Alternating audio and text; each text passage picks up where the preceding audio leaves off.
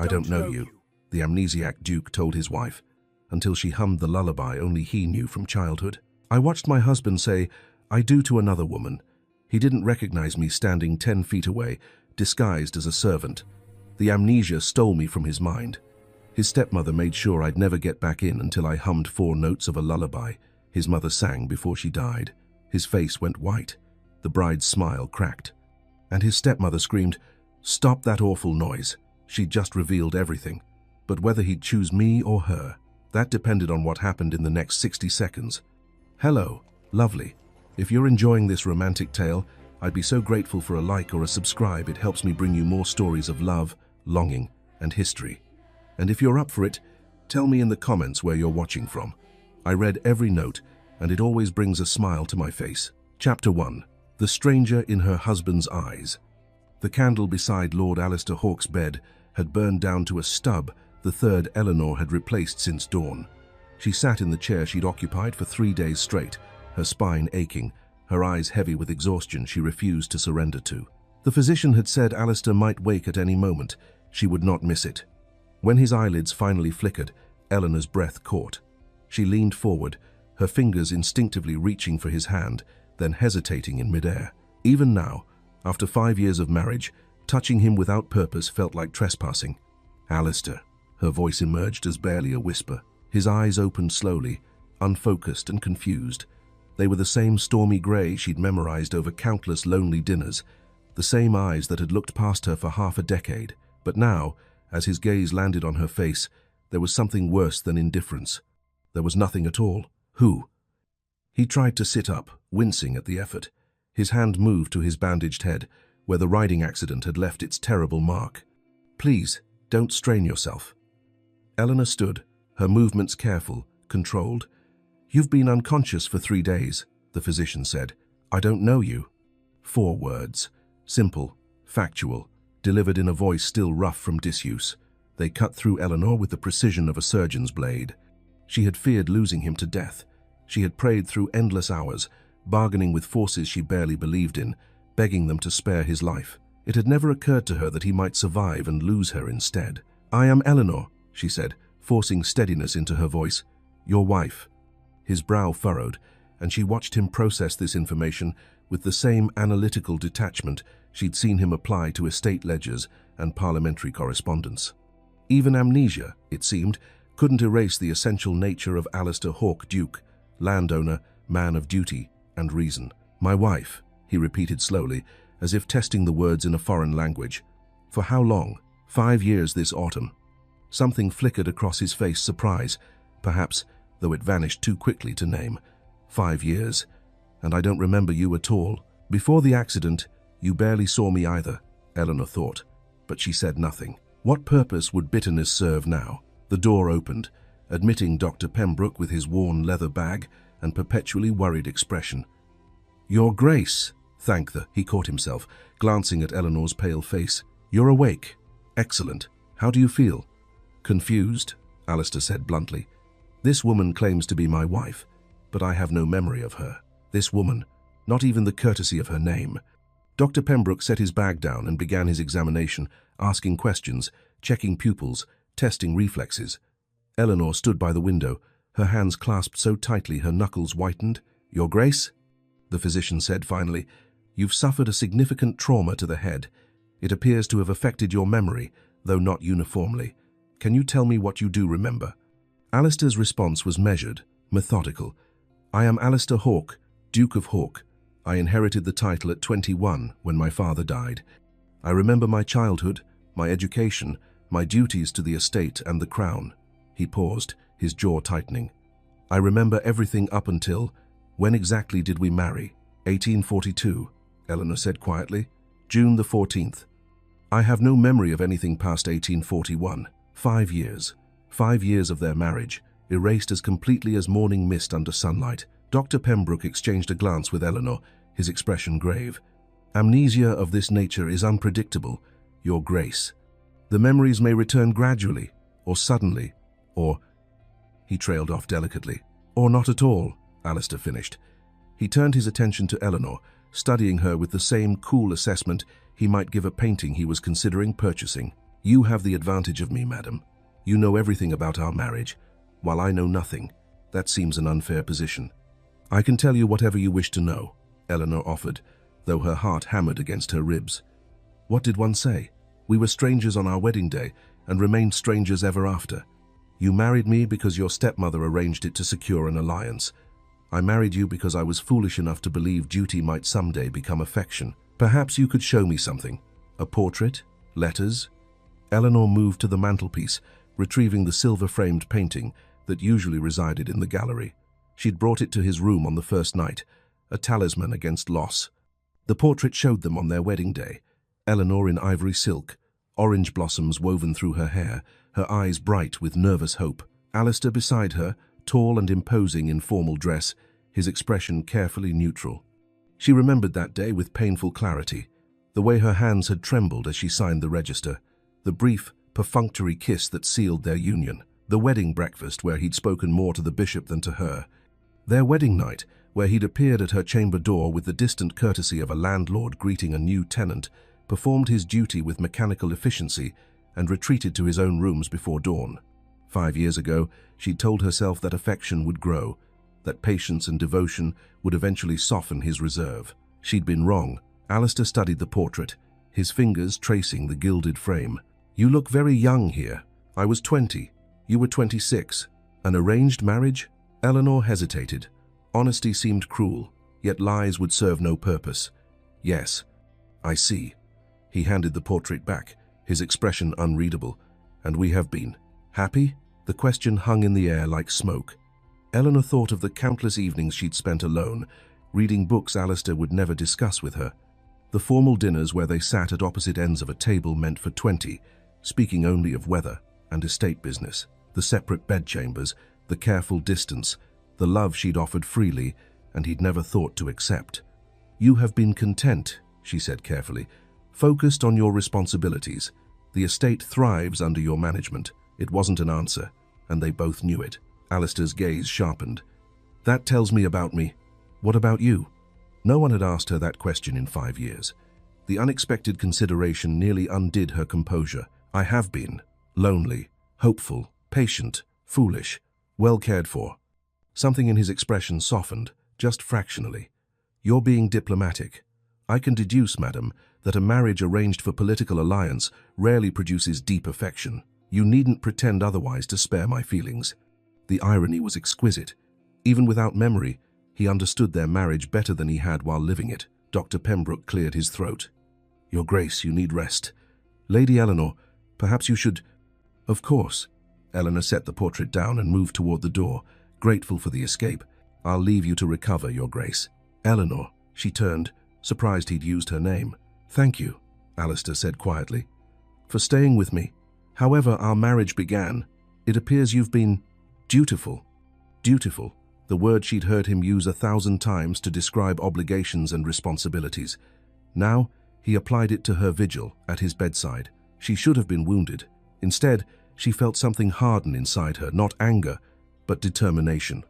Rest well, Your Grace, she curtsied, a formal gesture that felt suddenly absurd between husband and wife, and left the room. The corridor stretched empty before her. Eleanor walked until she reached the portrait gallery, where she could no longer be overheard. Only then did she let her composure crack. She didn't weep. She'd learned years ago that tears changed nothing. But she pressed her hand against the cold stone wall and let herself feel the full weight of this new loss. Before the accident, Alistair had been distant but present. He'd known her name, acknowledged her existence, performed the basic courtesies expected between spouses. She'd survived on crumbs of attention, convincing herself that someday he might notice the woman who'd loved him from the moment she'd first seen him. Now, he looked at her and saw a stranger. Eleanor straightened, smoothing her wrinkled gown, pushing back the hair that had escaped its pins during her 3-day vigil. Somewhere in this vast estate was a woman who'd once been young and hopeful, who'd believed love could bridge any distance. She would find that woman again, not for duty this time, but for truth. I will make you remember, Alistair, she whispered to the empty hallway, her voice steady with new resolve. Not our marriage, but what your heart has forgotten. She didn't yet know how, but she knew this. She'd spent 5 years loving a man who couldn't see her. She wouldn't spend 5 more as a stranger in her own home. The game had changed, and Eleanor Hawke, the invisible Duchess, was done being overlooked. Chapter 2. Ghosts of a Marriage. The portrait gallery stretched the length of Hawke Manor's east wing, its walls lined with generations of stern-faced nobility. Eleanor walked slowly beside Alistair, acutely aware of the careful distance he maintained, neither close enough to suggest intimacy nor far enough to appear rude. The distance, she realized with bitter irony, was exactly what he'd always kept. "This is your grandfather, the 7th Duke," Eleanor said, gesturing to a painting of a severe man in military dress. "He fought in the Peninsular War. You told me once that he taught you to ride when you were 5. Alistair studied the portrait with analytical interest. "I remember him, stern but fair. Died when I was 14. He moved to the next frame. "And this? Your father, the 8th Duke." "I remember him as well." Alistair's voice was carefully neutral, but Eleanor caught the slight tightening around his eyes. The late Duke had been a cold man, more concerned with legacy than family. Like father, like son, she'd often thought during her lonely marriage. They walked further, and Eleanor stopped before their wedding portrait, larger than the one in his bedchamber, prominently displayed among the family line. "We look very formal," Alistair observed. "It was a formal occasion. You look nervous." "I look," he tilted his head, "resigned." Eleanor's throat tightened. Even without memory, he could read the truth in their younger faces. "As you said yesterday, arranged marriages rarely produce passionate devotion. Was there someone else? For you, I mean, before our arrangement?" The question startled her. In 5 years of marriage, he'd never asked anything so personal. "No," she said quietly. "My father died when I was 17, leaving debts. Your stepmother knew my mother from school and proposed the match. It solved both our families' problems. My mother gained financial security. Your estate gained connections to the textile industry my family once controlled. A business transaction." "Yes." Alistair was silent for a long moment, studying her face in the portrait. "And you agreed to this? To marry a stranger for money? I had little choice, but I hoped." She stopped herself. "What did you hope?" "That you might love me, that duty might become affection, that I wouldn't spend my life invisible in my own home, that we might find contentment together," Eleanor said instead. "And did we?" Before she could answer, the gallery door opened. Lady Marigold swept in, her silk gown rustling, her expression perfectly arranged in maternal concern. "Alistair, dear boy, you shouldn't be taxing yourself so soon." Marigold moved to his side, pointedly positioning herself between him and Eleanor. "Doctor, Pembroke said you need rest, not exhausting tours through dusty galleries." "I feel quite well, stepmother." Eleanor was helping me understand. "Eleanor has been very attentive, I'm sure," Marigold interrupted smoothly. "But perhaps too attentive. Sometimes, dear, the mind needs space to heal naturally. Forcing memories can be dangerous." Eleanor recognized the subtle poison in those honeyed words. Marigold had never approved of their marriage, not because she cared for Eleanor's happiness, but because she'd wanted Alistair to marry someone who could elevate her own social position. "I'm not forcing anything," Eleanor said quietly. "Alistair asked to see the portraits." Of course. Marigold's smile didn't reach her eyes. "But you must understand, your marriage was arranged quite hastily. Political necessity, nothing more. Perhaps some memories are best left forgotten, rather than dredged up to cause unnecessary strain." Alistair's gaze moved between them, his expression unreadable. "If you'll excuse me," Eleanor said, "I should see to the household accounts. Your Grace, if you need anything." "Thank you, Eleanor." His tone was polite, distant, exactly as it had always been. She left them in the gallery, Marigold's voice following her down the corridor. "Now, let me tell you about the upcoming estate matters that require your attention." Eleanor found Alistair in the library that evening. He sat at the massive oak desk, his desk, where he'd spent countless hours during their marriage while she read alone by the fire. Now, the desk was covered with correspondence, ledgers, and documents. "Researching yourself?" Eleanor asked from the doorway. He looked up, and something in his expression seemed almost sheepish. "I found 5 years of letters and records. I thought perhaps facts might illuminate what memory cannot." Eleanor moved into the room, taking the chair across from him, her chair, where she'd sat so many evenings, hoping he might look up from his work and actually see her. "Have you learned anything?" "That I am apparently very concerned with crop rotation and parliamentary proceedings," he gestured to the papers. "But there's remarkably little of a personal nature. No love letters. No intimate correspondence. We weren't that sort of couple. Alistair set down the document he'd been reading. Eleanor, I need to ask you something directly, and I need you to be honest with me. Her heart quickened. Of course. Were we happy? The question hung in the air between them, simple and devastating. Eleanor thought of 1,000 careful evasions, but something in his direct gaze demanded truth. You were content, she said slowly. Focused on your duties, the estate, your seat in Parliament, your obligations to the tenants. You were a good duke. Fair, conscientious, honourable. That's not what I asked. No. Eleanor folded her hands in her lap. You were content. I was. Hopeful. Hopeful for what? That contentment might one day become something more. Alistair leaned back, his eyes never leaving her face. And did it? Eleanor met his gaze steadily. You would have to answer that yourself, but given that we maintained separate bedchambers, dined at opposite ends of a table meant for 20, and could go days without speaking more than necessary courtesies, I suspect you would say the arrangement was adequate to its purpose, which was to produce an heir and maintain social standing. And did we produce an heir? No. The word came out more sharply than she'd intended. 5 years of hopes deferred, of rare visits to her chamber performed with dutiful efficiency, of the monthly disappointment that became its own kind of grief. We did not. Alistair was quiet for a long moment. I'm trying to understand who I was, who we were together, but every answer reveals something rather bleak. Our marriage was not a romance, Eleanor said carefully, but neither was it cruel. You were never unkind, Alistair. Simply absent. Present in body, perhaps, but your mind and heart were always elsewhere. With my duties. Always with your duties. He stood abruptly, moving to the window that overlooked the gardens. Then perhaps Marigold is right. Perhaps some memories aren't worth recovering. The words stung more than Eleanor expected. She rose, her hands gripping the chair back. Is that what you truly want? To simply erase 5 years and start fresh? Would that be so terrible? He turned to face her. If what you describe is accurate, I was a poor husband, distant, cold, treating you as an obligation rather than a partner. Why would either of us wish to resurrect that? Because I loved you, Eleanor thought. Because somewhere beneath your duty and reserve, I believed there was a man capable of love. Because for 5 years I hoped, and even now, standing here as a stranger to you, I'm still foolish enough to hope. Because it's the truth, she said instead.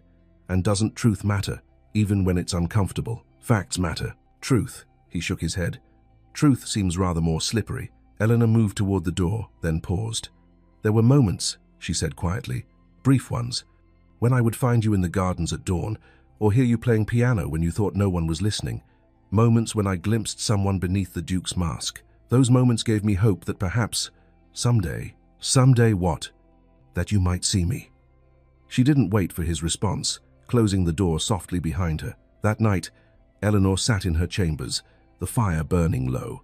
In her hands, she held a small leather journal, its pages yellowed with age. Alistair's mother's diary, found years ago in a locked trunk in the Dowager's apartments. Eleanor had discovered it early in her marriage, during one of her lonely explorations of the manor. The late Duchess had been dead for over a decade, but her words still breathed life from the pages.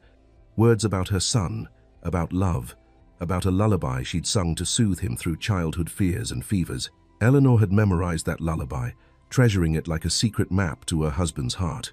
She'd imagined singing it to their children one day, passing down this piece of Alistair's mother to the next generation, but there were no children.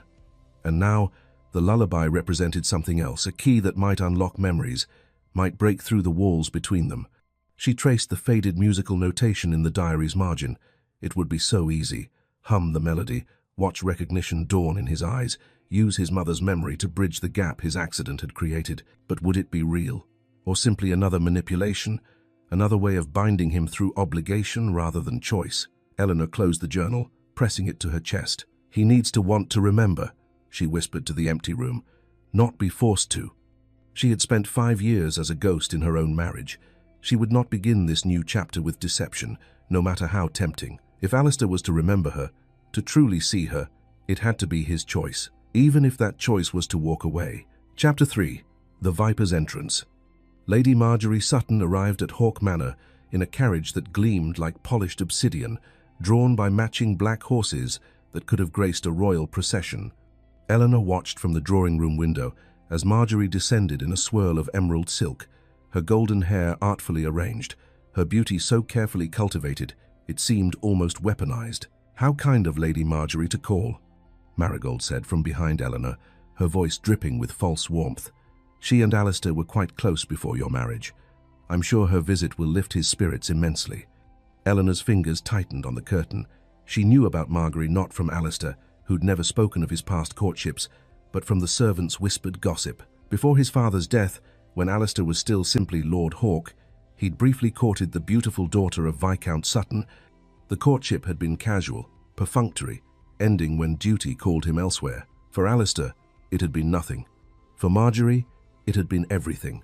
She'd been poised to become a duchess, only to watch Alistair's father die and the title pass to a man who'd chosen duty over her ambitions.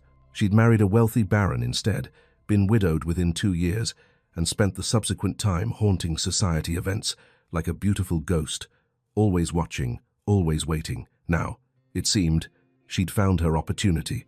"Eleanor, dear, do come greet our guest," Marigold called, already moving toward the entrance hall. "I'm sure Marjorie is eager to see how well you've been managing during this difficult time." The words were courteous. The subtext was clear. "Let's see how you measure up." Marjorie swept into the drawing room like a visiting dignitary, her perfume something expensive and cloying, announcing her presence before her voice did. "Alistair," she moved directly to him, hands extended, bypassing Eleanor entirely. "When I heard about your accident, I simply had to come. We've known each other since childhood. I couldn't bear to stay away during your recovery."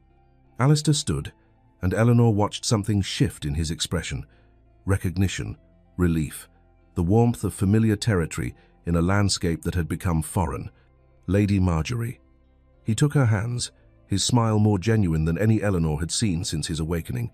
"Forgive me, but I'm at a disadvantage.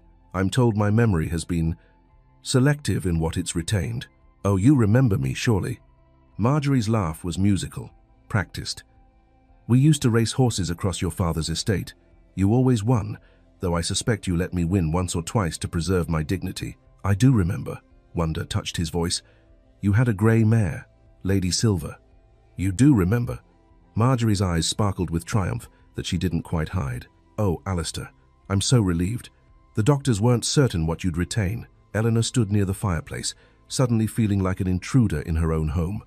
She watched them reminisce, watched Alistair's face animate with an engagement she'd never inspired, watched Marjorie touch his arm with casual familiarity that 5 years of marriage had never granted Eleanor. "Lady Eleanor," Marjorie finally acknowledged her, with the same attention one might give a piece of furniture.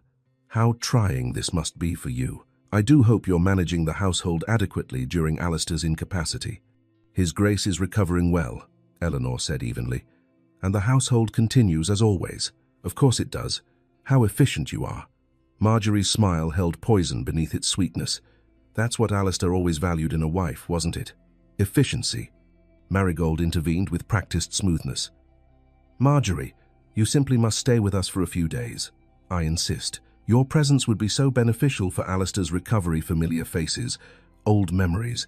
It might help restore what's been lost." Eleanor opened her mouth to object, but Alistair spoke first. "That's generous of you, stepmother." "Lady Marjorie, if it's not an imposition." "No imposition at all," Marjorie assured him. "I'd be delighted to help in any way I can." The decision was made without Eleanor's input, as most decisions in this house had always been made. Over the following days, Eleanor watched Marjorie work with the precision of a master strategist. She walked with Alistair in the gardens, their conversation flowing easily as they discussed memories from before Eleanor's time. She played piano in the music room while he listened, reminding him of concerts they'd attended together in their youth. She laughed at his observations with genuine delight, making him feel clever and seen in ways Eleanor's quiet devotion never had. From the library window, Eleanor observed them now, strolling among the rose bushes. Marjorie's hand rested lightly on Alistair's arm. He was smiling, relaxed, more at ease than Eleanor had seen him in 5 years of marriage. "They make a handsome couple, don't they?" Eleanor turned to find Marigold beside her, also watching the garden scene. "He's my husband," Eleanor said quietly. "A husband who doesn't remember you." Marigold's voice was gentle, sympathetic, deadly, while Marjorie represents everything he does remember. His youth, his freedom, The life he had before obligation trapped him. Our marriage was your arrangement. An arrangement I've come to regret. Marigold sighed theatrically.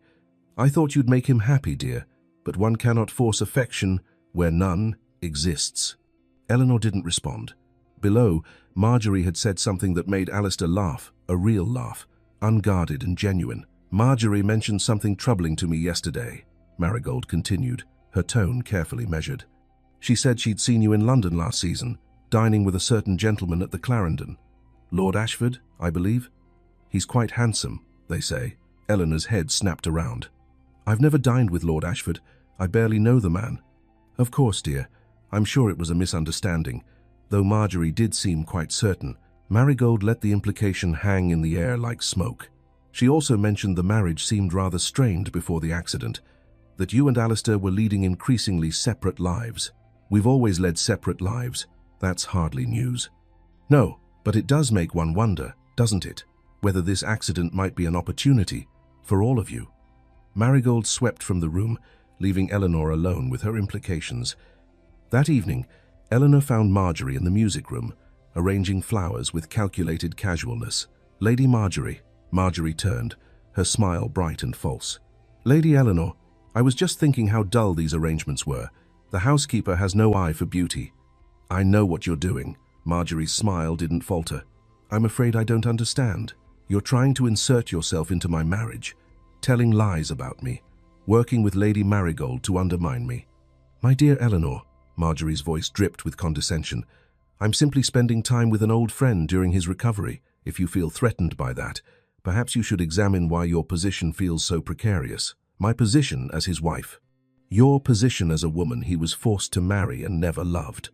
Marjorie's mask slipped, revealing the venom beneath. I'm simply reminding the Duke of who he was before he was trapped in a loveless arrangement, before duty stole his choices, before you. Eleanor felt the words like physical blows, but she held her ground. He married me. Whatever the circumstances, he chose honor over abandoning his obligations. How romantic. Marjorie's laugh was cruel. You cling to duty and honor because you have nothing else.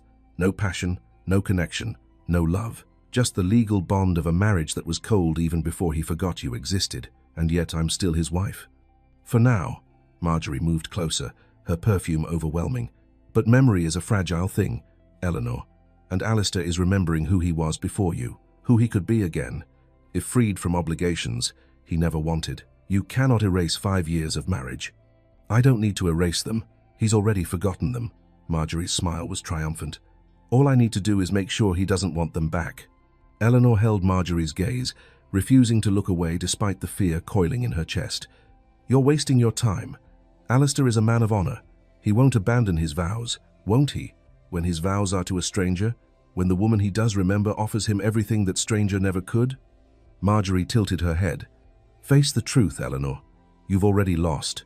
You just haven't admitted it yet. She swept from the room, leaving Eleanor standing among the flowers, her heart hammering, her hands trembling. The chapel on the estate grounds was small, ancient, its stone walls holding centuries of prayers. Eleanor knelt before the altar as moonlight streamed through stained glass, painting the floor in fractured colors. She didn't pray for Alistair's memory to return. That felt like begging for miracles she didn't deserve. She didn't pray for Marjorie to leave or for Marigold's schemes to fail. That felt like asking for rescue rather than earning victory. Instead, Eleanor closed her eyes and whispered into the silence. Give me courage. Courage to stop being invisible. Courage to fight for what was hers. Courage to show Alistair not the ghost of a wife he'd never loved, but the woman who had loved him through 5 years of coldness and distance. Courage to become someone worth remembering. The chapel offered no answers, no divine intervention. But as Eleanor rose from her knees, she felt something shift inside her, not hope, exactly, but determination. Marjorie was beautiful, charming, familiar. She represented Alistair's past, but Eleanor was his wife, his present, and she would fight for their future, even if that future looked nothing like the lonely marriage they'd had before. She would not be erased, not by amnesia, not by scheming rivals, not by her own fear. The war for Alistair's heart had begun, and Eleanor Hawke, the invisible Duchess, was done surrendering without a fight. Chapter 4. Fragments of Truth. Eleanor entered the breakfast room the next morning with the nervous energy of a soldier approaching battle. For 5 years, she'd taken breakfast alone in her chambers, never daring to intrude on Alistair's solitary morning routine. Today, that changed. Alistair looked up from his newspaper, surprise flickering across his face. "Eleanor, good morning." "Good morning." She moved to the sideboard with forced casualness, selecting toast and tea. "I hope you don't mind the company," I thought. "Well, we should perhaps become better acquainted." A pause then. "I'd like that." Eleanor sat not at the distant end of the table as she once had, but 3 chairs away, close enough for conversation, far enough to avoid presumption. "What are you reading?" she asked. "Parliamentary news. Debate over the Factory Acts." He folded the paper, giving her his full attention.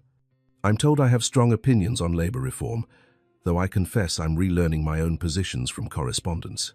"You do? You believe manufacturers should be held accountable for worker safety. You once told me." She stopped, uncertain. "Please, continue." "You said that a man's title means nothing if he doesn't use his influence to protect those who cannot protect themselves." Something shifted in Alistair's expression, recognition, perhaps, of his own philosophy. "That sounds like something I'd believe. Did we discuss politics often?" Eleanor's laugh was bitter before she could stop it. "No. That conversation happened at a dinner party 2 years ago. You were speaking to Lord Melbourne. I overheard from across the room. We didn't speak at dinner parties. We barely spoke at all." The honesty hung between them, uncomfortable but necessary. "I'm beginning to understand," Alistair said slowly, "that I was rather terrible at being married. You were excellent at being a duke. That seemed to be enough for you. And for you." Eleanor met his eyes. "I learned to find contentment in smaller things. Books, music, the gardens in spring. That sounds unbearably lonely." It was. They sat in silence, but it wasn't the cold absence of their previous marriage. It was something different awareness, perhaps. The beginning of seeing each other as people rather than obligations. "Tell me about your childhood," Alistair said finally. "Not the facts I might find in marriage contracts, the real memories." Over the following days, Eleanor discovered something remarkable. Without the weight of their failed marriage between them, Alistair was curious about her. They walked the estate together while she told him about growing up in Somerset, about her father's textile mills before they failed, about learning piano from a temperamental Italian teacher who once threw sheet music at her for missing a note. "You laughed when you said that," Alistair observed one afternoon as they toured the conservatory, as if it were a fond memory rather than a traumatic one. "It was both. Signor Castellano was a tyrant, but he taught me that music could express what words couldn't, that sometimes the most beautiful melodies come from difficult practice." "Do you still play?" Eleanor hesitated. "Sometimes, when I think no one is listening." "Why hide it?" "Because," she touched a orchid bloom, not meeting his eyes, "because you never asked to hear me, so I stopped offering." She felt him studying her, that analytical gaze that had once looked through her, now looking at her with something like regret. "I truly was a poor husband," he said quietly. "You were a devoted duke. Perhaps that's all you had room to be." That evening, Eleanor slipped into the music room, seeking solace in melody. The pianoforte sat silent in the corner, but she wasn't ready for that yet. Instead, she went through the cabinet of sheet music, pulling out pieces she hadn't touched in years. She didn't notice Alistair in the doorway. Holding a stack of music, Eleanor began to hum a simple air her mother used to sing. Nothing profound, just a fragment of remembered comfort. Her eyes were closed, and for a moment, she was 17 again, before debts and duty and disappointing marriages. When she opened her eyes, Alistair was there. "I'm sorry," she gasped. "I didn't mean to disturb." "Don't apologize." He moved into the room, drawn forward by something he couldn't name. "That melody, what is it?" "Just something my mother sang. It's nothing important." "It seemed important, the way you were humming it, like it meant something." Eleanor set down the sheet music, suddenly self-conscious. "My mother died when I was 19, 2 years before our marriage. Music was something we shared. Sometimes I hum her favorites and feel less alone." Alistair moved to the window, his back to her. "You've been alone for a long time, haven't you? Even before my accident." "Yes. I wish I could remember you." He turned, and Eleanor saw something raw in his expression. "Not as my wife, not as an obligation I failed at, but as you, the person who finds comfort in music, who loved her mother, who somehow survived 5 years of being invisible." "I'm not sure that person is worth remembering." "I think she is." He took a step closer. You seem kind, genuine, patient beyond reason. I look at our wedding portrait and wonder what you saw in me that made you say yes. I saw a man who loved his estate, his tenants, his duties. I thought perhaps he might have room for one more thing to care about. And I didn't. You didn't know how. Your father raised you to value duty above all else. You were simply being what you were taught to be. Alistair studied her face with an intensity that made her breath catch. You understand me better than I understand myself. I've had 5 years to observe you. You've had 2 weeks. Then help me. Not remember, I don't know if those memories are coming back, but help me understand who we were, who we might have been, if I'd been less of a fool. Eleanor's heart hammered. This was the conversation she'd dreamed of for 5 years, Alistair seeing her, asking about her, wanting to know her. And now that it was happening, she found herself terrified. I can try, she whispered. The moment stretched between them, fragile and new. Then Marjorie's voice shattered it. There you are, Alistair. She swept into the room with Marigold at her heels. I've been looking everywhere for you. I have the most wonderful news. Alistair stepped back from Eleanor, and she felt the loss like a physical thing. Lady Marjorie, he said politely. What news? I'm hosting a ball, a grand affair, in your honor, to celebrate your recovery and reintroduce you to society.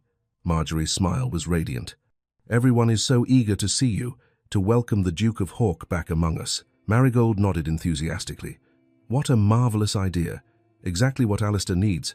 Familiar faces, old friends, a chance to reconnect with the world beyond these walls. Eleanor saw the trap immediately. A ball filled with Marjorie's allies, people who remembered Alistair before his marriage, who would reinforce Marjorie's narrative and Marigold's poison. I'm not certain Alistair is ready for such an event, Eleanor said carefully. Dr. Pembroke advised limited exertion. Oh, it's weeks away yet, Marjorie interrupted. Plenty of time for recovery. And surely you want Alistair to resume normal life, unless you prefer keeping him isolated here. The implication was clear. Object and seem controlling. A possessive wife trying to hide her husband from the world. Alistair looked uncertain. A ball does seem rather overwhelming. Nonsense, Marigold insisted. You were always the life of such gatherings. It will remind you who you truly are, a duke, a gentleman, a pillar of society. Not just, she glanced at Eleanor with barely concealed disdain, not just a confused invalid hiding in the country. I think it's a splendid idea, Marjorie pressed. Don't you want to see your old friends, Alistair? To feel normal again? Eleanor watched him waver and knew she'd lost this round. If she fought too hard, she'd seem desperate. If she didn't fight at all, she'd lose him to Marjorie's carefully orchestrated trap. Of course, Eleanor said, her voice steady despite the fear coiling in her chest. If Alistair wishes to attend, I support the decision. Marjorie's smile was triumphant. Wonderful. I'll begin preparations immediately. Later that night, Eleanor discovered Marigold in the locked room that had belonged to Alistair's mother. The door stood ajar, light spilling into the corridor. Lady Marigold? Eleanor pushed the door open. What are you doing here? Marigold straightened from a trunk of belongings, her expression momentarily startled before smoothing into practiced innocence. Eleanor, dear, I was simply organizing some old family heirlooms. This room has been neglected for so long. Eleanor's gaze swept the room. Jewelry boxes lay open, gowns were draped across chairs, and a shelf that once held trinkets stood conspicuously empty. Where is the music box? Eleanor asked. The silver one that sat on the vanity. Music box? I'm afraid I don't recall. The one that played a lullaby. Alistair's mother's most treasured possession. Marigold's eyes hardened. Oh, that old thing. Broken beyond repair, I'm afraid. I had it disposed of. Surely you don't expect me to maintain every mouldering relic in this house? Eleanor's hands clenched. The music box had been perfect when she'd last seen it a month ago. That wasn't your decision to make. Those belonged to Alistair's mother. And I am the Dowager Duchess. This estate's maintenance falls under my purview. Marigold moved toward the door, forcing Eleanor to step aside. Unless you're suggesting you have more authority here than I do, I'm suggesting you're destroying evidence. Evidence of what, dear? Marigold's smile was poison. Ancient family history, sentimental trinkets, or are you looking for something specific? Eleanor held her gaze. I know what you're doing. Then you're cleverer than you seem. Good night, Eleanor. Marigold swept past, leaving Eleanor alone in the ransacked room. That evening, Eleanor found a single sheet of yellowed music on her pillow. The notation was in elegant script, Alistair's mother's handwriting, unmistakable from the diary Eleanor had studied. The lullaby, transcribed in fading ink. Attached was a note in Marigold's sharper hand. Some melodies are better forgotten. Don't make the mistake of singing this to him. Eleanor clutched the sheet music to her chest, her resolve hardening like steel. The lullaby was the key to everything. Marigold knew it. That's why she was systematically destroying every trace, the music box, the belongings, anything that might trigger Alistair's deepest memories. But she'd made one mistake. She'd shown Eleanor exactly how powerful this melody was, and Eleanor would not let it be erased. Chapter 5. The Memory of Melody. 3 years earlier, Eleanor had been married to Alistair for 2 years when she first discovered the locked room in the East Wing. It was during one of her solitary afternoons. Alistair was in London for Parliament. The house echoed with emptiness, and she'd been wandering the manor like a ghost haunting her own home. The door stood at the end of a forgotten corridor, its wood dark with age. When Eleanor tried the handle, it opened easily, the lock having failed years ago. Inside, time had stopped. Dust motes danced in light, filtering through velvet curtains. A vanity held bottles of perfume, their contents long evaporated. Gowns hung in the wardrobe, their silk faded but still beautiful. And on a small writing desk sat a leather journal beside a silver music box. Eleanor knew immediately whose room this had been. The late Duchess, Alistair's mother, dead for 15 years, but her presence still breathed from every object. Eleanor shouldn't have touched anything, but loneliness made people do strange things, and she was so desperately lonely. The journal opened easily, its pages filled with elegant script. Eleanor read entries about estate management, social calls, the weather. Then she found the entries about Alistair. My darling boy turns 5 today. He's so serious, so like his father already. But at night, when I sing our lullaby, he becomes a child again, soft and sweet and mine. Alistair had nightmares after the horse threw him. I sat with him for hours, humming the melody Mother taught me. By dawn, he was peaceful. This song is our secret, our connection. I pray someday he passes it to his own children. The physician says my lungs are worsening. I'm frightened of leaving Alistair so young. He needs this melody more than he knows. It's the only thing that reaches past his careful walls. I've transcribed it, hidden copies, prayed it survives me. The final entry was dated 3 days before the Duchess's death. I sing the lullaby to Alistair every night now, though he's 12 and thinks himself too old for such things. He allows it because he knows I'm dying. Last night, he asked me to teach it to him. I did. He cried in my arms after, and I held my serious boy while he became a child again, just for a moment. This melody is love made sound. Whoever loves him next must know it. Eleanor had wept over those words, her tears staining the ancient pages. Then she'd found the music box and wound its key. The lullaby spilled out, simple and haunting, its melody embedding itself in her heart. She'd memorized it, practiced it, imagined singing it to the children she and Alistair might have one day. But there were no children, and the lullaby remained her secret, locked away like the room where she'd found it. Present day. Mrs. Thornton, may I speak with you? The elderly housekeeper looked up from her mending, her weathered face creasing with concern. Of course, my lady. Is something troubling you? Eleanor closed the door to the small sitting room where Mrs. Thornton took her afternoon tea. The old woman had served the Hawke family for 40 years, had been lady's maid to Alistair's mother, and was one of the few people in this house Eleanor trusted. I need to ask you about the late Duchess, and a lullaby. Mrs. Thornton's needle stilled. The lullaby. You know about it then. I found her diary, years ago. I learned the melody from her music box. That box has gone missing, Mrs. Thornton said carefully. Lady Marigold's doing, I'd wager. She left this on my pillow. Eleanor produced the sheet music with its threatening note. She's trying to erase every trace of it from the manor. Mrs. Thornton's lips thinned. She always hated that song. The late Duke Alistair's father, he'd speak of his first wife with such tenderness when he heard it, made Lady Marigold furious, being compared to a dead woman's memory. The lullaby meant that much? More than you know, child. Mrs. Thornton set aside her mending. The first Duchess, she sang it to Master Alistair every night from birth until she died. It was their private ritual, their connection. After she passed, the boy became so closed off, so serious, but sometimes, late at night, I'd hear him humming it in his sleep. Eleanor's heart clenched. Did he ever sing it after she died? Once, at her funeral. He was 12 years old, standing by her grave after everyone left. He sang the whole thing, perfect as she'd taught him, and then, never again, locked it away with his grief. Mrs. Thornton leaned forward. That melody is powerful, my lady. It connects to the Duke's heart in ways even he doesn't understand. It's love and loss and comfort all woven together. I want to sing it to him, to help him remember. Are you certain? Once you use it, there's no taking it back. He'll know you learned his most private pain. Eleanor met the old woman's eyes. I need him to know someone understands. That someone saw past his walls to the child who needed comfort. That I've always seen him, even when he couldn't see me. Mrs. Thornton nodded slowly. Then use it wisely. And use it when the moment is right, not before. Alistair's dreams had become strange. He'd wake in darkness, his heart racing, fragments of memory dissolving like smoke. There was always music in these dreams, a melody he couldn't quite grasp, slipping away the moment he reached for it, and a presence, someone safe, someone who made the nightmares recede. One morning, he found himself sketching before he was fully awake. His hand moved across the paper with strange certainty, drawing what the dream had shown him. A woman's silhouette, backlit by moonlight, musical notes floating around her like falling stars. And the feeling he couldn't draw feelings, but he tried anyway, adding shadows and light until the sketch felt like comfort itself. What is this?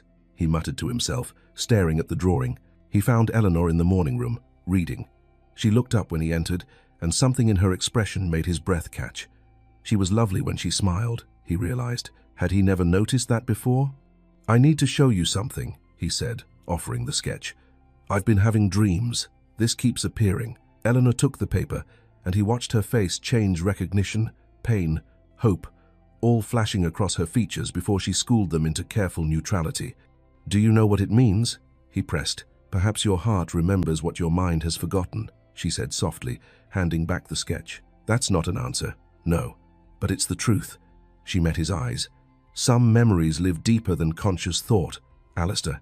They survive in dreams, in feelings, in the way certain things make us inexplicably safe or sad. Your mind may not remember, but your heart might. You know what this is. This melody I can't recall. Yes. Will you tell me? Eleanor's hands folded in her lap, and he saw them tremble slightly. Not yet. Some truths need the right moment to be heard. It should have frustrated him another secret, another piece withheld, but instead he found himself trusting her.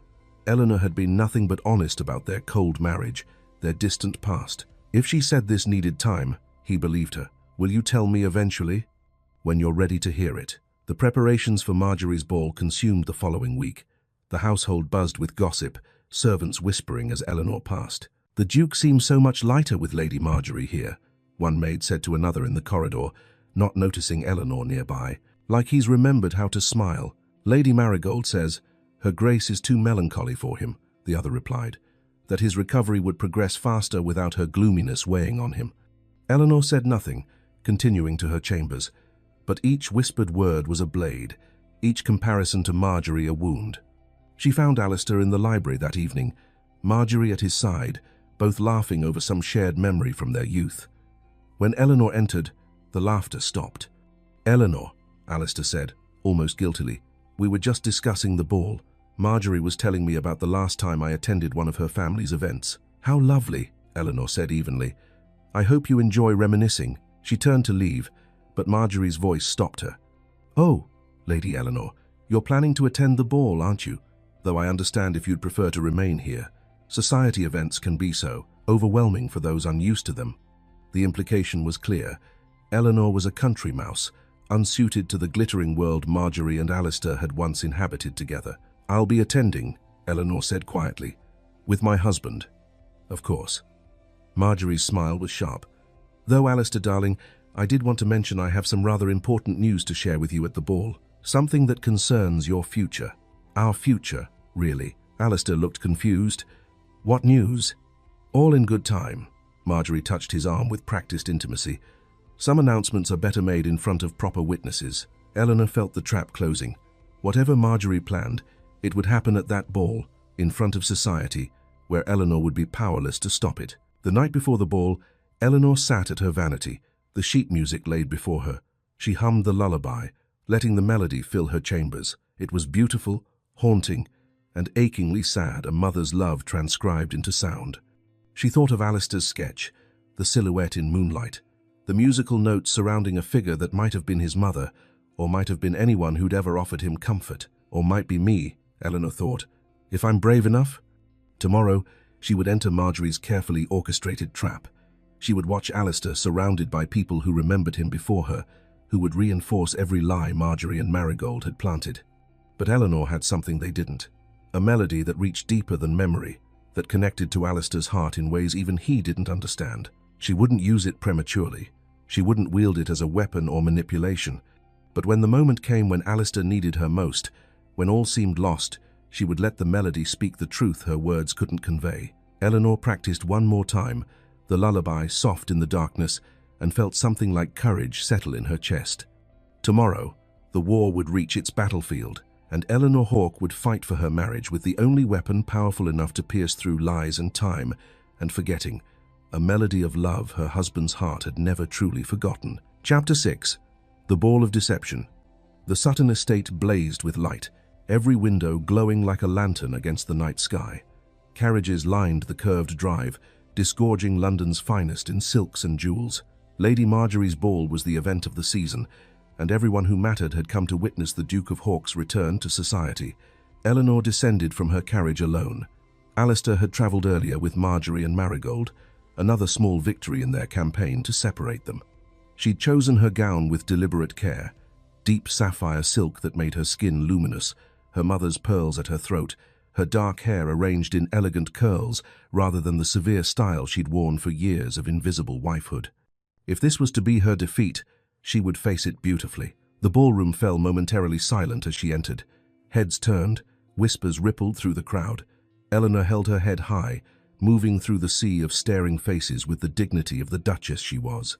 Across the room, Alistair stood beside Marjorie, and Eleanor watched his eyes find her. Something flickered across his face, surprise, recognition of a sort, an emotion he couldn't name. He took a half-step toward her before Marjorie's hand on his arm stopped him. "Your Grace," an elderly countess materialized beside Eleanor, her smile cold. "How brave of you to attend. Given the circumstances."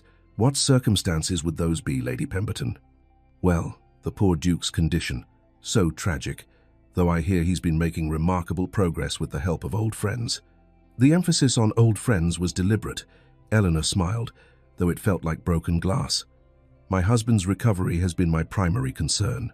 "Of course, dear, though one does wonder." The Countess leaned closer, her voice dropping to a stage whisper. "If, perhaps some marriages are better forgotten, don't you think?" Eleanor excused herself before she said something unforgivable. The evening progressed like a carefully choreographed assault. Marjorie kept Alistair at her side, parading him through introductions, reminding him of people he'd known before his marriage, before Eleanor. Each familiar face was a reinforcement of the narrative. This was who he'd been, who he should be again. Eleanor watched from the periphery, sipping champagne she couldn't taste. "I heard she's been dreadfully cold to him," a woman's voice drifted from behind a potted palm. "Refuses to help him remember their marriage, as if she wants him to stay confused." "Well, one can hardly blame her," another voice replied. "If the marriage was as unhappy as Lady Marigold suggests, perhaps the Duchess is relieved he's forgotten." How calculating. To use his amnesia as an escape from a loveless union. Eleanor's fingers tightened on her glass. She wanted to scream that it was lies, all lies.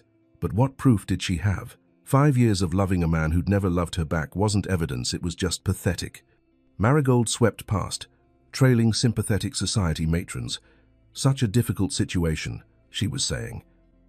"Eleanor has tried her best, I'm sure, but the strain has been too much. The Duke needs people who knew him before, who can help him find himself again." The implication was clear. Eleanor was the problem, the obstacle to Alistair's recovery. When Alistair finally approached Eleanor, she was standing near the terrace doors, trying to breathe through the suffocating weight of whispers and stares. "Eleanor," he offered his hand.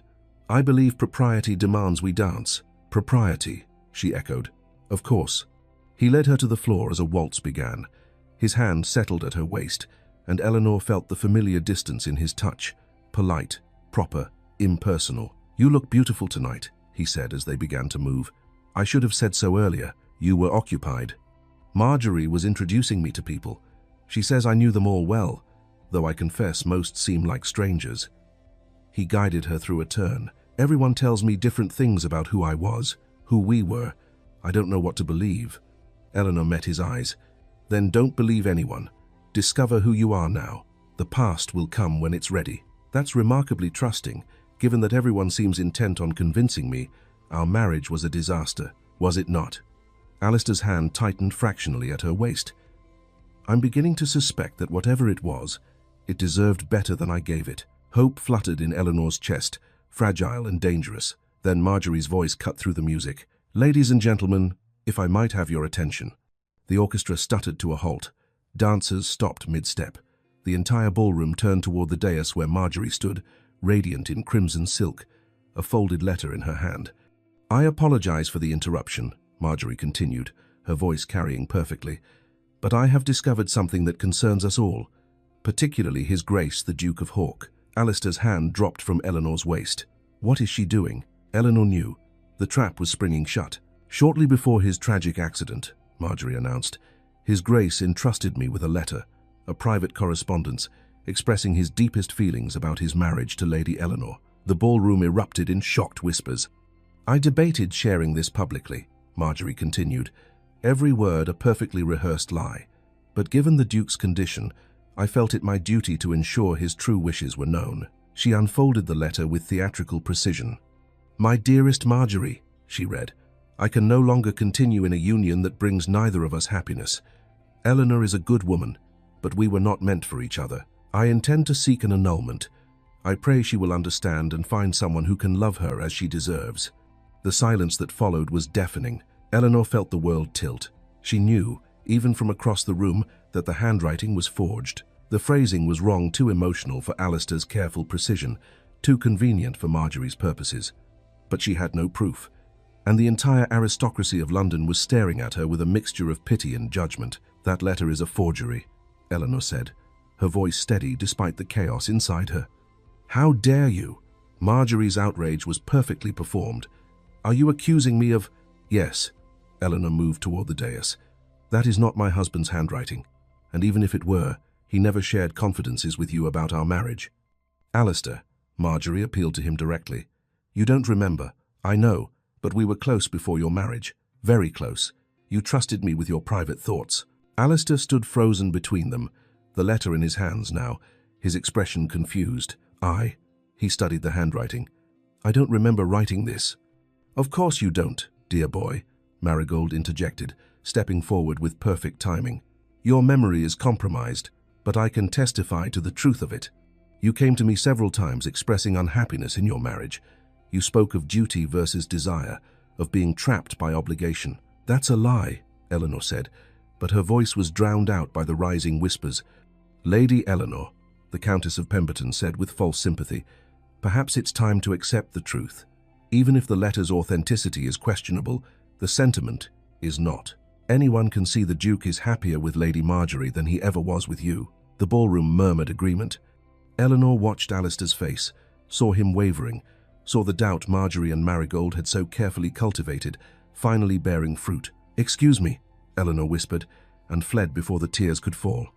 The garden was cool and dark, lit only by scattered lanterns.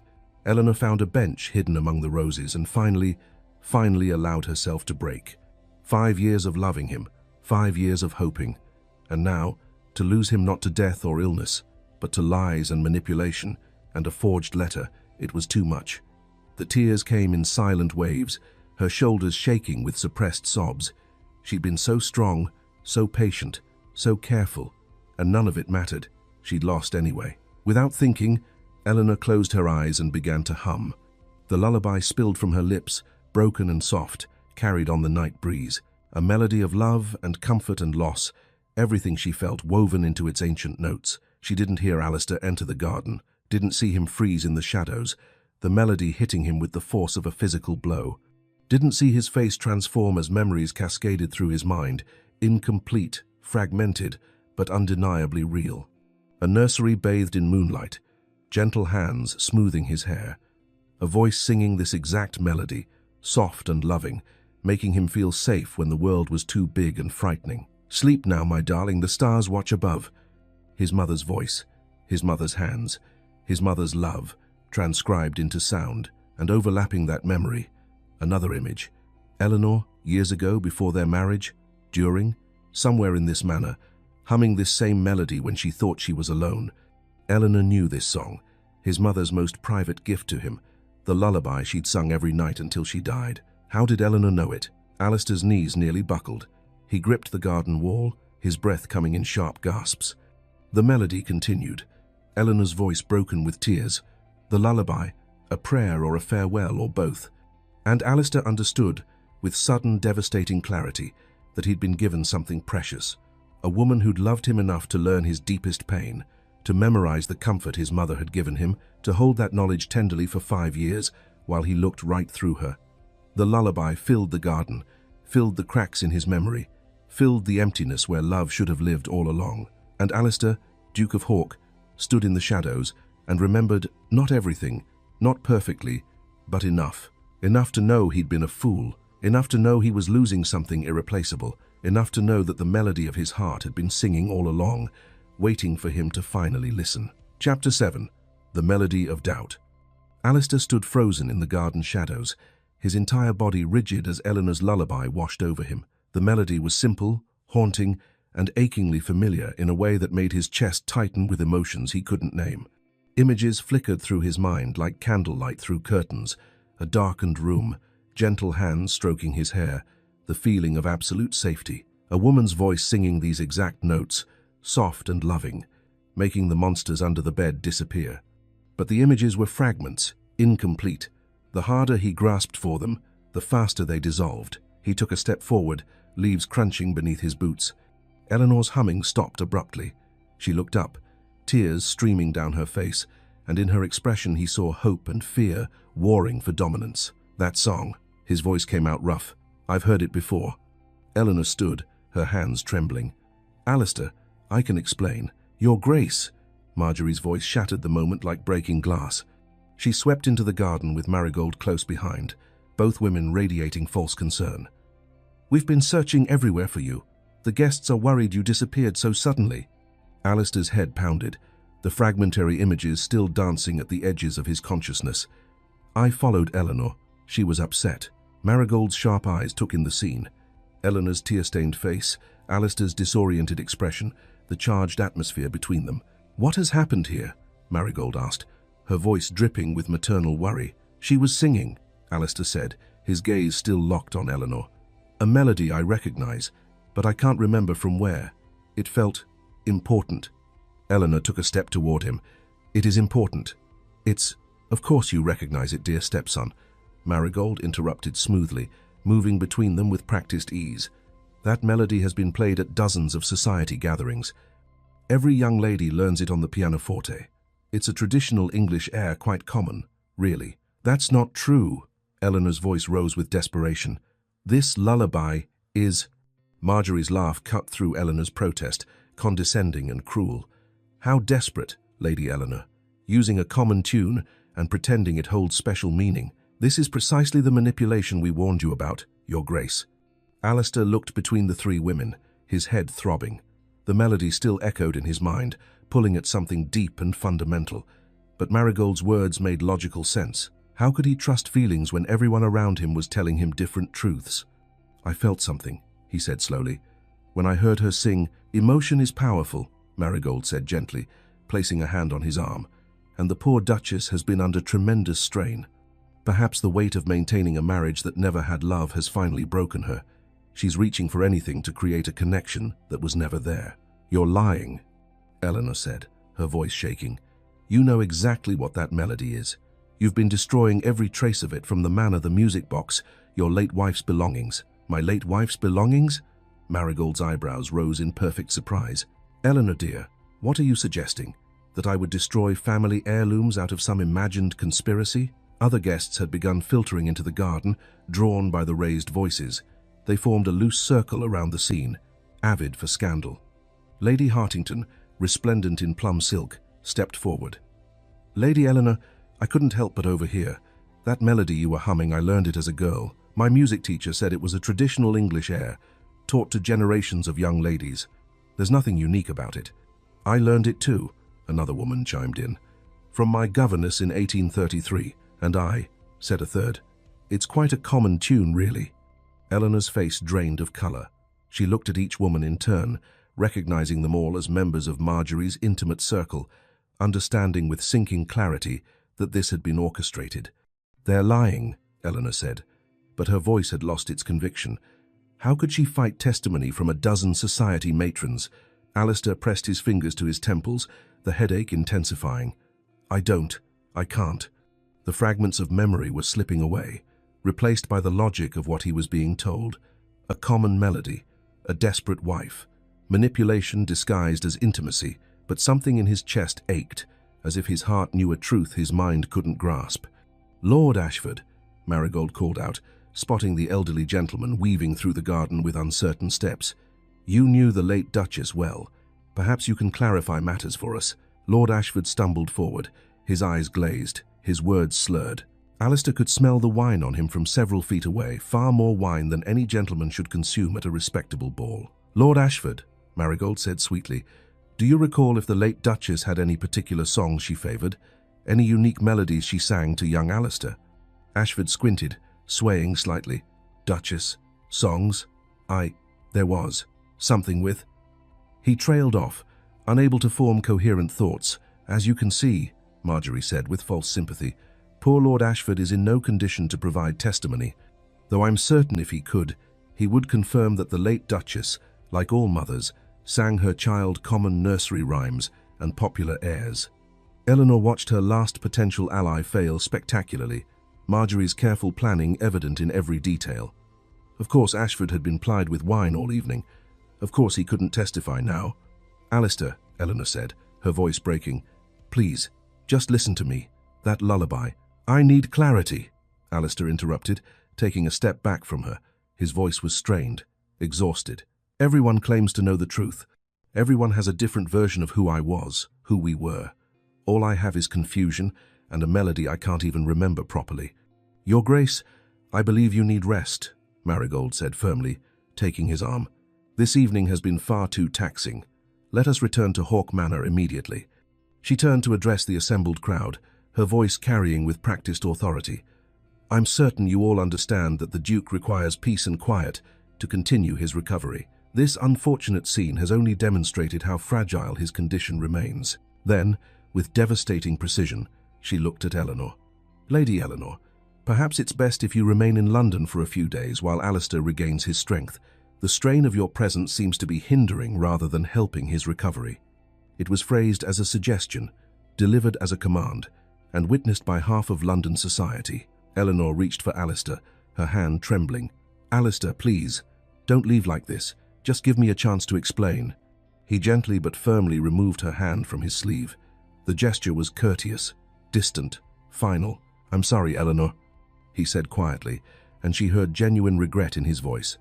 I can't distinguish truth from deception right now. I need time to think, to understand what's real. The look on Eleanor's face nearly broke him. Pain, betrayal, and a desperate hope dying in her eyes. But Marigold was already guiding him away, Marjorie flanking his other side, the two women forming a barrier between him and Eleanor. Come, dear boy, Marigold murmured. Let's get you home. Eleanor stood motionless as she watched them walk away. Behind her, the society ladies whispered with barely concealed glee. How mortifying for her. Did you see his face? He didn't believe a word she said. Using a common melody to manipulate a confused man. How low can one sink? Lady Marigold is quite right. The Duchess's presence is clearly detrimental to his recovery. Mrs. Thornton materialized at Eleanor's side, her weathered face creased with concern. Come, my lady. Let me take you away from here. Eleanor allowed herself to be led from the garden, away from the whispering crowd, through the ballroom where dancers had resumed as if nothing extraordinary had happened, out to where their carriage waited in the drive. Only when they were safely inside, the door closed against prying eyes, did Eleanor speak. He felt something, she whispered, staring at her hands. I know he did. When he heard the lullaby, his face changed. There was recognition. Mrs. Thornton. For just a moment, he remembered. The lullaby stirred his heart, my lady, Mrs. Thornton said gently, but his mind hasn't caught up yet. They twisted what he felt into doubt and confusion. They had witnesses. All those women claiming they'd learned the melody as girls. How do I fight that? Those women are Marjorie's creatures, lying through their painted smiles. But the Duke's heart knows the truth, even if his mind is clouded. Eleanor looked out the window as their carriage pulled away. In the distance, she could see Marigold's carriage carrying Alistair back to Hawk Manor, back to the manor where Marigold and Marjorie would continue their campaign, whispering poison, rewriting truth, ensuring he never trusted his own instincts. "I've lost," Eleanor said softly. "Haven't I?" The lullaby was supposed to help him remember, but they turned it into evidence of my manipulation. They're too clever, too prepared. I can't fight them. "You haven't lost until you stop fighting," Mrs. Thornton said firmly. But Eleanor felt the weight of defeat settling over her like a shroud. She'd used her most powerful weapon, and it had been deflected, twisted, made into something ugly and desperate.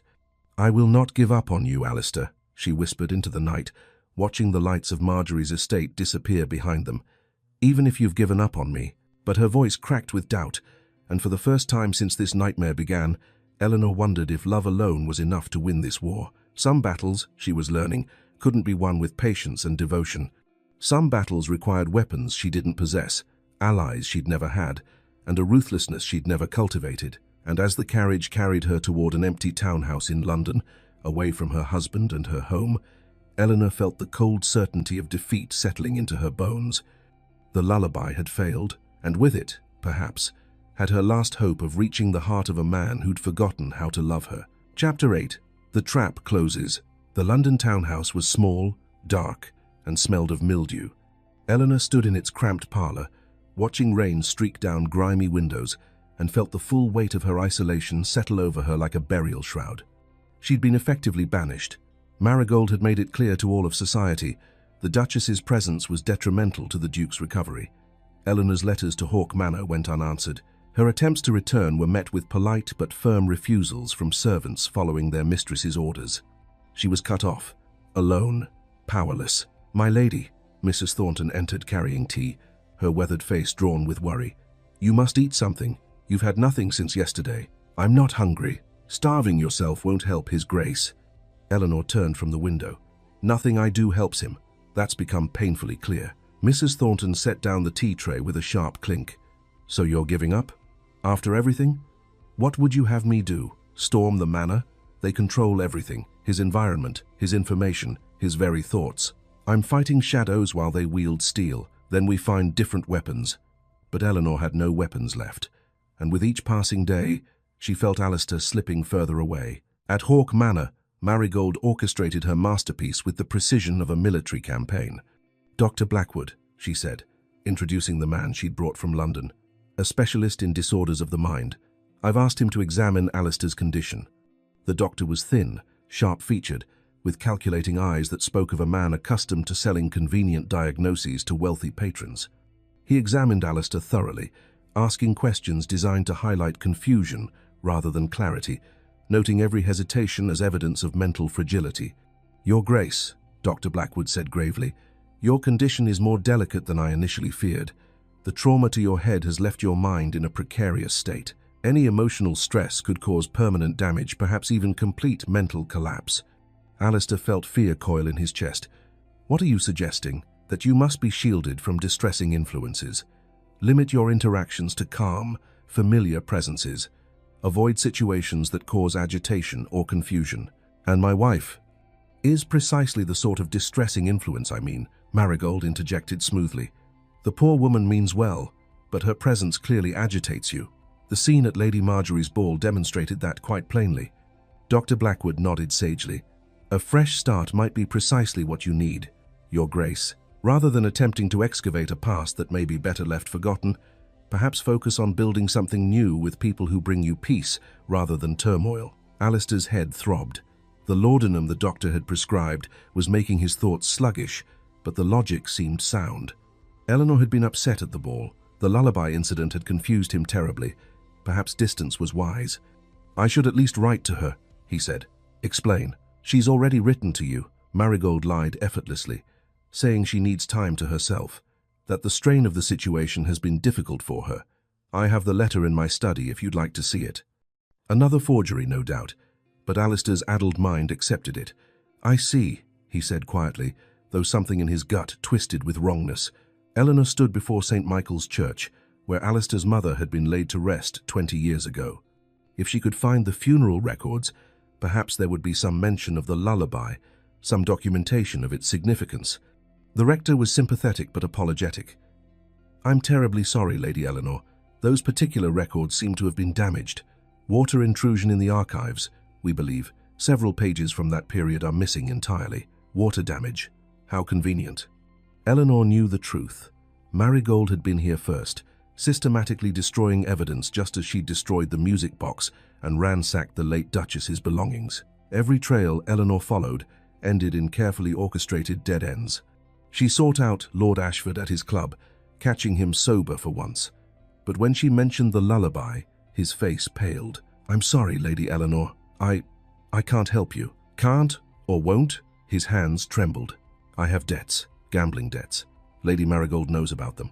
She's made it clear that if I speak to you about certain matters, those debts will be called in immediately. I'd be ruined. Lord Ashford, please. This is about my husband's life." "I'm sorry," he stood abruptly. "I truly am, but I have a family to protect. I cannot help you." He fled before Eleanor could press further. At Hawke Manor, Marjorie had become a permanent fixture. She brought Alistair books on subjects he'd once enjoyed: estate management, classical philosophy, agricultural innovation. They played chess in the library, engaged in intelligent discussions about crop rotation and parliamentary reform. It was pleasant, easy, uncomplicated. Marjorie never pressed him about the past, never demanded he remember things he couldn't recall. She existed entirely in the present, making him laugh with witty observations, challenging him intellectually without emotional weight. "You seem different today," she observed one afternoon, noting his distraction. "Is something troubling you?" "I had that dream again. The melody, the woman in moonlight." He showed her the sketch he'd drawn upon waking. "It feels important, but every time I try to grasp it, it disappears." Marjorie studied the drawing with carefully practiced concern. "Perhaps your mind is trying to create meaning where none exists, searching for profound connections because the alternative that some things are simply lost is too painful to accept." "Perhaps, wouldn't it be simpler," she said gently, "to start fresh, to build something new rather than excavate something broken?" Alistair looked at her beautiful, uncomplicated Marjorie, who represented ease and familiarity without the pain of forgotten obligations. "I suppose it would," he admitted. She smiled and moved her chess piece. Checkmate. That evening, Marigold presented Alistair with new evidence. "I was going through your father's old papers," she said, producing a leather journal.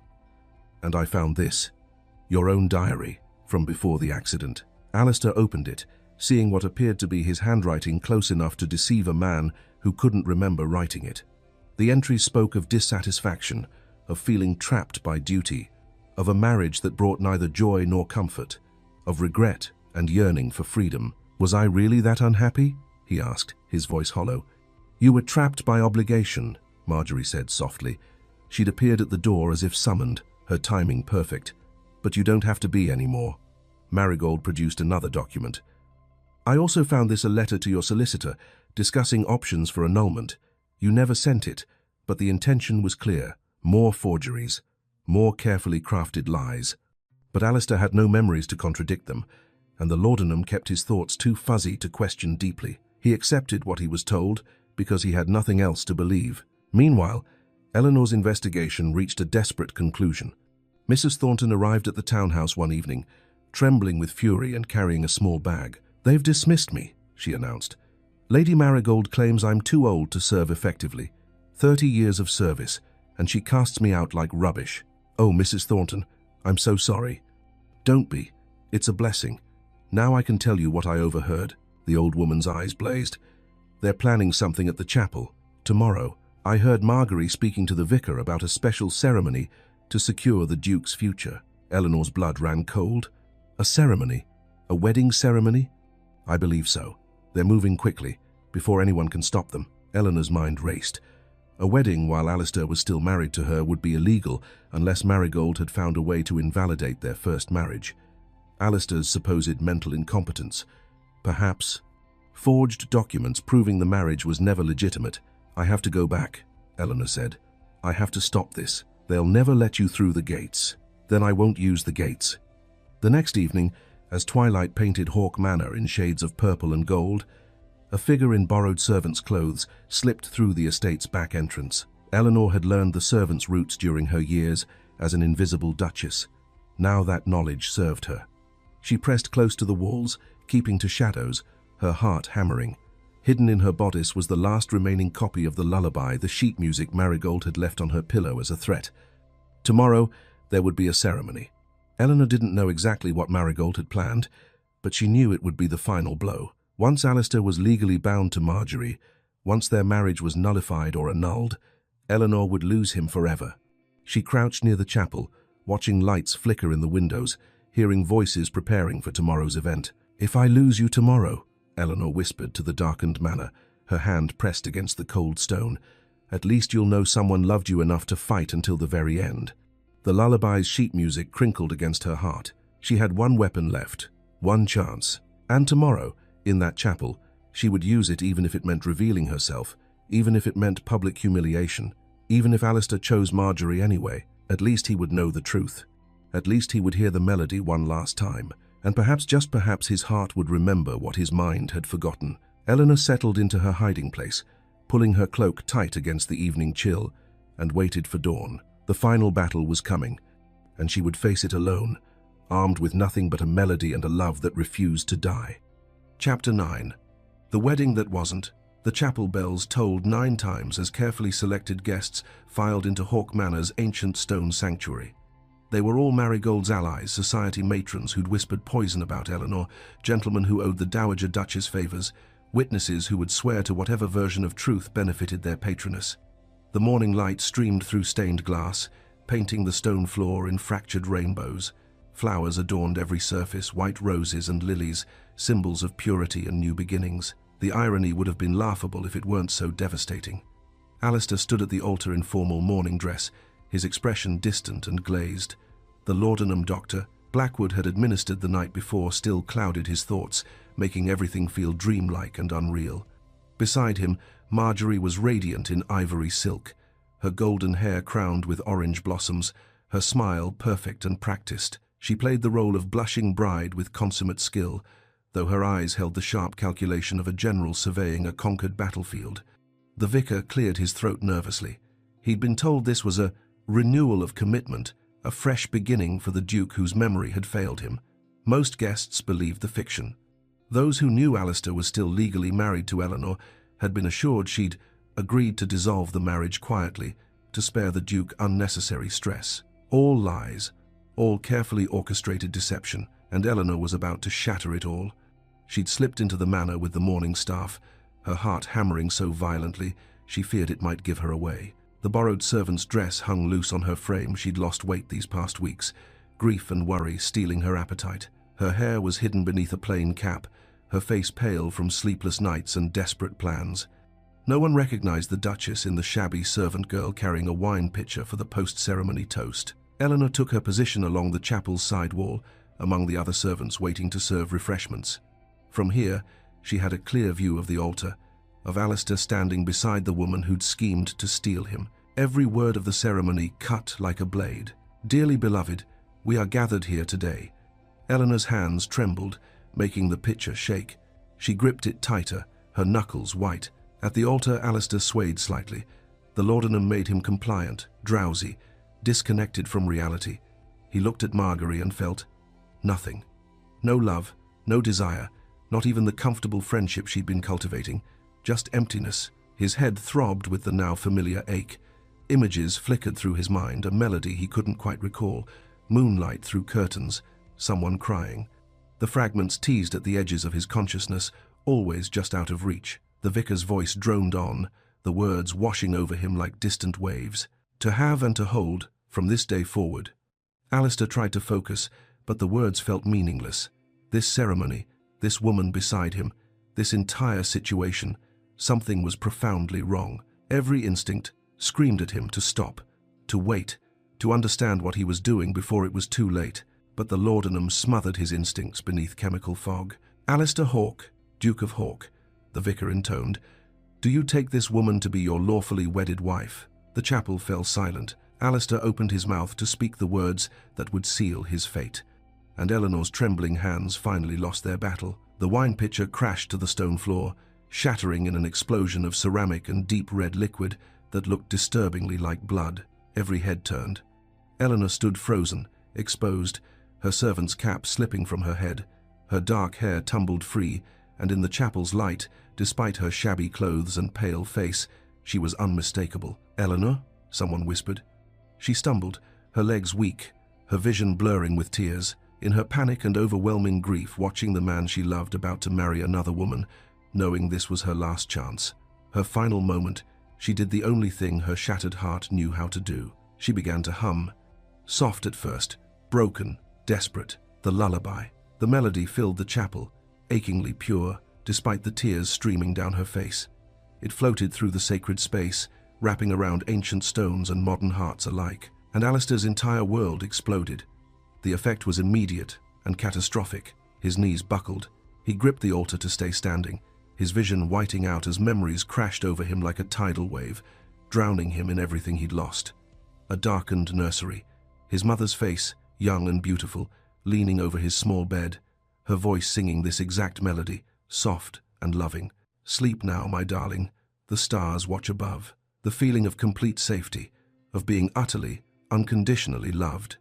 Years later, 12 years old, standing at her grave after everyone had left, singing the lullaby one final time before locking it and his grief away forever. More years. The chapel. He was alone, or thought he was, until a young woman appeared. Eleanor, barely 17, visiting with her family.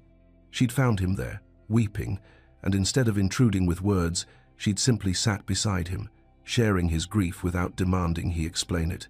Their wedding day. Eleanor walking toward him, hope shining in her eyes, and him, so focused on duty, barely seeing her at all. 5 years of marriage in rapid succession, Eleanor dining alone while he worked, Eleanor reading by the fire while he ignored her presence. Eleanor reaching for his hand and him pulling away, always pulling away. The night before the accident, this was new, a memory the amnesia had stolen, completely standing in his study window, hearing singing from the garden, moving outside to find Eleanor alone among the roses, humming a melody that stopped his heart. The lullaby, his mother's lullaby, the secret he'd never shared with anyone. Eleanor, knowing it somehow, singing it into the darkness, and Alistair feeling his frozen heart crack open for the first time in 5 years of marriage. Standing there in the moonlight, deciding, tomorrow I'll tell her. Tomorrow I'll try to truly be the husband she deserves. Then the accident, the saddle breaking, the fall, the darkness, and waking up to nothing, having lost the chance he'd finally found the courage to take. He remembered everything, every cold dinner, every distant conversation, every moment of Eleanor's patient, unrewarded love, every moment of his own blindness, his cruelty through neglect, his failure to see the treasure standing right before him. "No," Alistair breathed, his voice breaking. "No, no, no. Stop that awful noise." Marigold's scream shattered the chapel's reverent silence. She leaped to her feet, her carefully maintained composure exploding into rage, her face contorted with hatred so pure it shocked the assembled witnesses. That wretched song. I am sick of that melody. It haunted me when she was alive, and now... She stopped, hand flying to her mouth, realizing too late what she'd revealed, but Alistair had heard enough. He turned from the altar, the laudanum fog burned away by the intensity of returned memory. His eyes blazed with clarity, for the first time in weeks, clarity and fury and devastating understanding. "You," he said, his voice shaking as he stared at Marigold, "you've been poisoning me, controlling me, the laudanum, the false doctor, the forged documents, all of it." He swung toward Marjorie. "And you've been complicit in this charade, using my confusion to steal what was never yours." Marjorie tried to recover, her voice honeyed with false concern. "Alistair, darling, you're confused. The accident has left you disoriented. We're only trying to help." "I remember the accident," Alistair cut her off, his voice like steel. "I remember the saddle being tampered with, the girth deliberately weakened. And I remember who had access to the stables, who had motive to want me incapacitated or dead." He turned to Marigold. "You tried to kill me, and when that failed, you tried to steal my life instead." The chapel erupted in shocked whispers. Alistair didn't wait for Marigold's response. He strode down the aisle toward Eleanor, who stood trembling among the shattered pottery, tears streaming down her face, still humming the lullaby in broken fragments. The crowd parted before him like water. He reached her and gently, reverently, cupped her face in his hands. "The only woman who knows the melody of my heart," he said, his voice carrying to every corner of the chapel, "is my wife, and she is standing right here." Eleanor's humming broke into a sob. "Alistair, I remember," he whispered, his own tears falling now. "I remember everything. The garden, the night before the accident. Hearing you sing and realizing I'd been a fool for 5 years. I was going to tell you the next morning that I wanted to truly be your husband, that I wanted to try, and then the accident took it all away." He turned to address the assembled guests, his voice ringing with authority. "This ceremony is a fraud. I am already married. I have been married for 5 years to the woman I was too blind to love until I lost everything." "You're not in your right mind," Marigold shrieked, her composure completely shattered. "The documents prove you're mentally incompetent. This marriage is invalid. The documents are forgeries," a strong voice called from the chapel entrance. Lord Ashford stood there, sober and determined, with the magistrate beside him and several constables at his back. "I've been a coward," Ashford announced, his voice steady despite the tremor in his hands. "Lady Marigold threatened me into silence with my gambling debts. But no more. I'm prepared to testify to everything. The sabotaged saddle, the forged letters, the fabricated medical reports, the bribed physician. All of it." The magistrate stepped forward, producing a leather portfolio. "We have statements from the stable hand who was paid to weaken His Grace's saddle, analysis from handwriting experts proving the documents are forgeries, financial records showing payments to Dr. Blackwood from Lady Marigold's accounts." Marigold's face drained of color. Then, with a desperate animal sound, she lunged toward Eleanor. Alistair moved with the speed of instinct, putting himself between them. His voice was arctic, deadly calm. "Touch her, and I will see you hanged for attempted murder. And make no mistake, the evidence we have is more than sufficient for that charge." The constables moved forward, restraining Marigold as she struggled and screamed. Marjorie, seeing her carefully laid plans crumbling to ash, tried to slip toward the side door. "Lady Marjorie," the magistrate called, "you'll want to stay. We have questions about your role in this conspiracy." Marjorie's perfect composure finally cracked. She fled the chapel in a swirl of white silk, leaving gasps and whispers in her wake. As the constables led Marigold away and the chaos slowly settled, Alistair turned back to Eleanor. She stood among the broken pottery and spilled wine, still dressed in servant's grey, her face pale and tear-stained. But she'd never looked more beautiful to him. He knelt, the Duke of Hawk, kneeling before a woman in servant's clothes in front of half of London society. "Forgive me," he said, his voice breaking, "for 5 years of coldness, for taking your love for granted, for being too blind, too proud, too consumed by duty to see the treasure standing before me, for wasting 5 years we could have spent being truly happy." Eleanor pulled him to his feet, her hands trembling as they framed his face. "There's nothing to forgive," she whispered. "You're here now. You remember. That's all that matters." "No." Alistair caught her hands, holding them against his chest where his heart hammered. "It's not enough. I want to do this right. I want us to begin again, not with duty or obligation, but with truth and love." He turned to the vicar, who stood at the altar looking utterly bewildered. "Father, would you marry us? Truly marry us, with love and intention rather than duty and arrangement?" The vicar's confused expression melted into a genuine smile. "It would be my honor, Your Grace." And there, in the same chapel where a fraudulent ceremony had almost destroyed them, Alistair and Eleanor renewed their vows. This time, when the vicar asked if Alistair took Eleanor as his wife, his "I do" rang strong and certain. This time, when Eleanor spoke her vows, she wasn't hoping for a love that might someday come, she was accepting a love finally, freely given.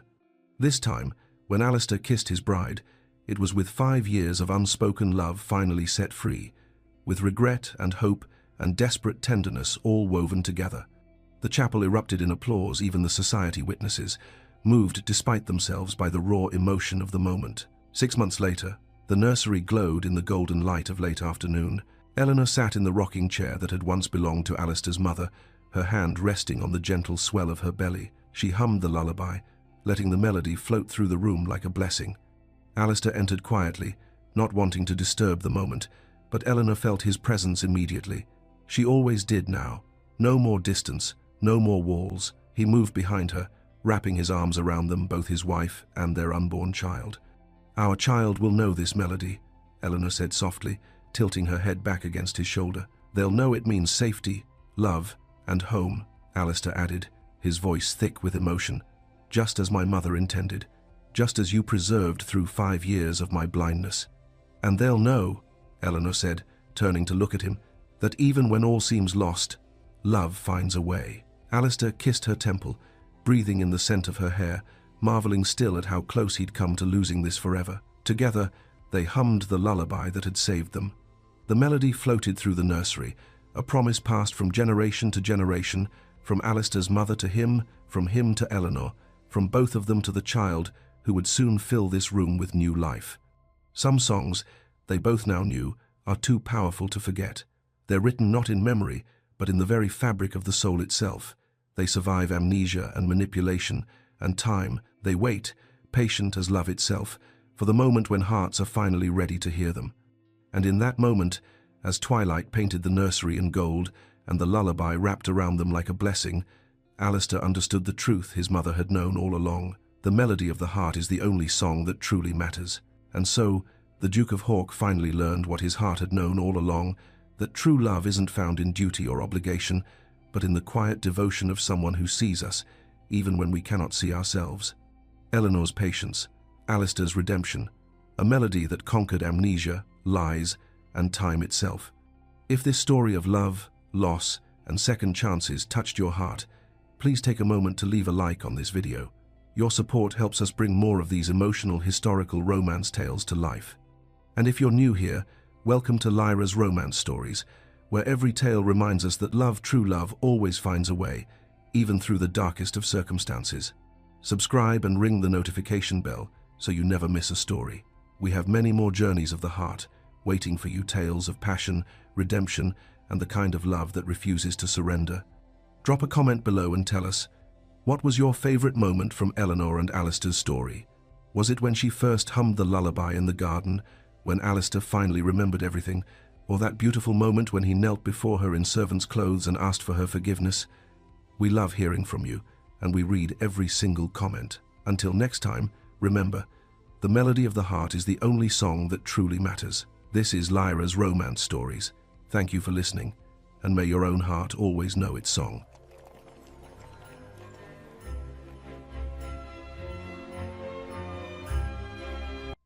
God rest ye merry gentlemen, let nothing you dismay. Ah, finally arrived. It looks splendid, doesn't it?